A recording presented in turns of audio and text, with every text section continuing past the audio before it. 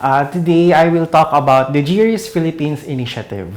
Ang GRIS PH Philippines Initiative is a multi-agency-led project led by the UST FIVOX.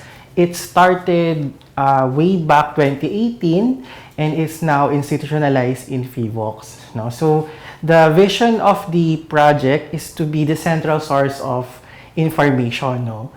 To provide po the assessment, no, mga accurate assessment sa ating taong bayan, and also for the people, no, for the public to see and to view itong mga information or data na kinontribute ng mga agencies natin.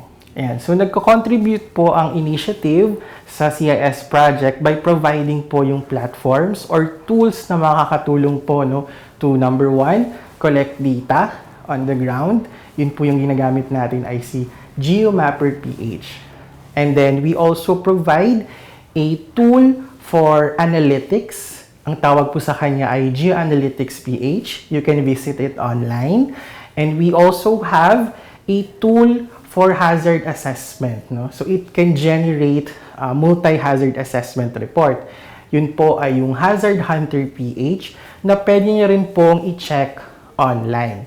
And lastly, yung pinakabago po namin na application is yung PlanSmart Ready to Rebuild. It's a platform, no? It's a tool to auto-generate rehab and recovery plans. Para sa ating farmers and fisher folks, ito pong mga platform po na aming pinoprovide is very user-friendly. So, hindi po kayo kailangan GIS expert or very techy na person to access them and to navigate them, no? And also, importantly, no, I think makakatulong po sa kanila yung paggamit ng Hazard Hunter PH.